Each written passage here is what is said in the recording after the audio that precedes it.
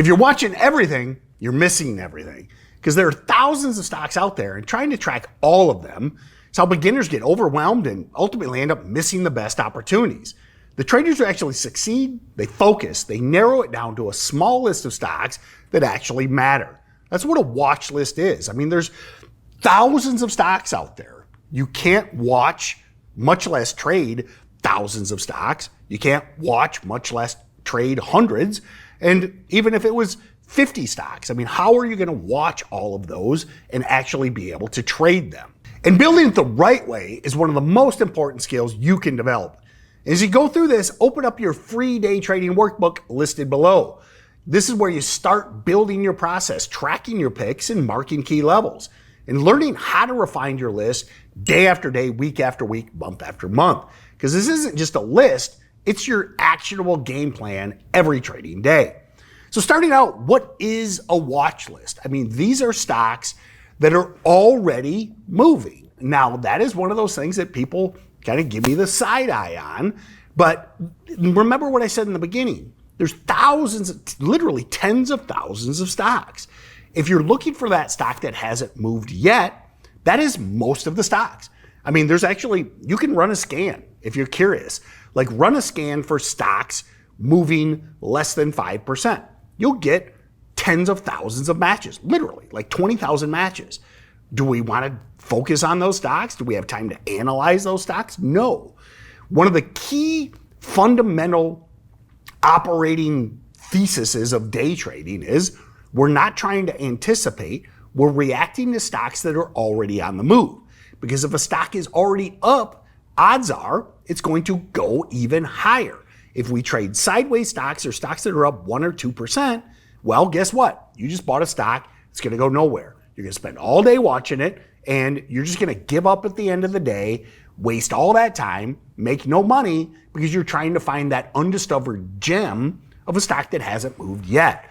So we're always looking for big gappers, minimum of 10%, more like 20, 30%.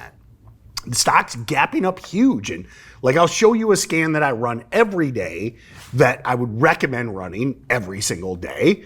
And it's called the low float gapper scan. Okay. This is specifically looking for stocks that are volume leaders, have news, and are already moving, and they have low float. The lower the float, the lower the supply. The higher the demand, which is based on volume that trading day. Think about it. If we have anything, I don't care if it's Pokemon cards or concert tickets or any asset, crypto, stocks, I mean, this applies to anything. What happens when something has very low supply and very high demand? The price goes up, right? Now, if the opposite is true, if there's a bunch of supply and there's no demand, well, then the price craters. That is what we're looking for. Extreme supply and demand imbalances. So with this scan, you can see I'm specifically looking for low price stocks, $1 to $10. We're looking for stocks that are already up 20%. Big up stocks, less than 10 million float. Lower the float, higher the volume is what matters. Then on top of that, I have a volume criteria of a minimum of 2 million shares. I don't want to trade a stock that's moving on low volume because there's not enough buyers there. I'm probably going to buy the top at that point. We need the crowd. We need the market to be willing to buy these stocks, and then more buyers step in to push that stock higher.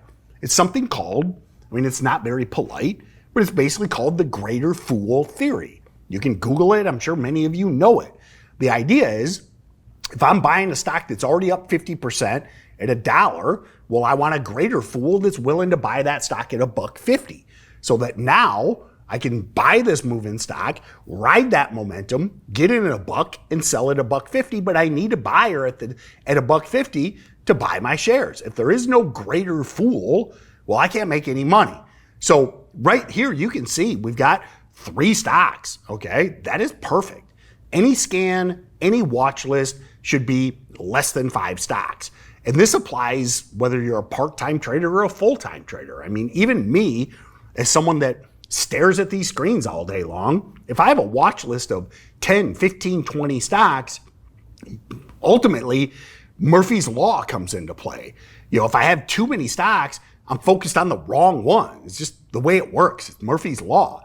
The more I can refine that list down, the better off I am. And you've got stocks like Onco, Click, Elab, and all these stocks were on this scan earlier in the day, and almost all of these are continuing to make new highs at this point. So I want price range, low price stocks because they have the best spike ability, plus all of you with small accounts can trade these low price stocks. Then I've got big moves already happening. The crowd is in. Big moves create even bigger moves.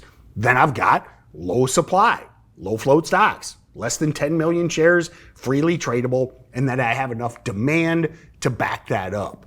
So now I start adding these stocks to my watch list and setting alerts at key levels so that when that stock makes the next move, or you can set orders, like it's aggressive, you can actually use order types to buy a stock when it makes the secondary move. I would wait for that. For you guys that are new, I would just set alerts and then bring up the chart and do your orders manually. I want you to go through this process so that way you're more familiar before you just start setting all these alerts and you're in a bunch of stocks.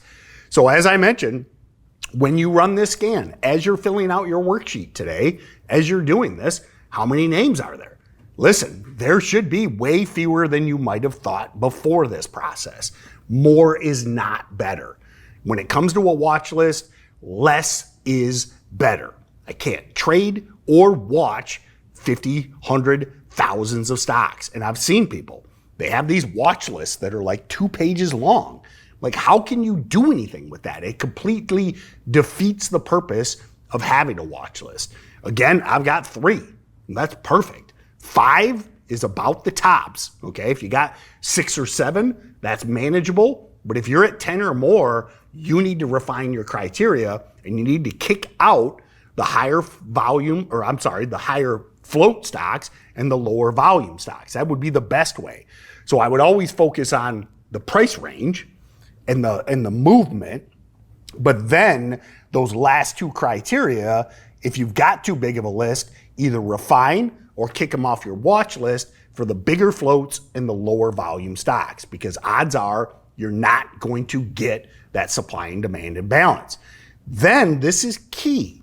After the market close, I want you to review that watch list. A lot of you can't trade every day. I remember when I was a part-time trader, this is in the early 2000s, okay, I had a phone, but it was a Motorola Razr. Like, you guys are benefit. You've got smartphones and you got internet everywhere, but I still think it's a good process. And a lot of you are busy during the day. Like, these 3 stocks you might not be able to watch. At the end of the day, after you marked up your charts and set your levels, what did the stock do? Did it follow through? Did it move like you thought? You can start greasing that groove and actually learning the patterns without trading the stocks. Now, that takes work and it takes time, but this whole course is about building a consistently repeatable process. I said it in the first video. This isn't a get rich quick scheme. We're looking to build a methodology, and you can still do that by building watch lists and tracking the stocks and then rolling over those stocks that are still setting up for the next day. Now, a great watch list, it's ultimately half the battle. You have to start your day with the right stocks. After that, everything gets easier. Now you can start looking for the catalysts and looking for the patterns on your less than 5 stocks. If it's too big, you can't do the work. It's insurmountable at that point. So in the next video, we're going to turn this into a repeatable routine and go over exactly what your morning should look like before the market even opens. Now, this is where preparation becomes consistency. I'll teach you all of that in video 13, so I'll see you then.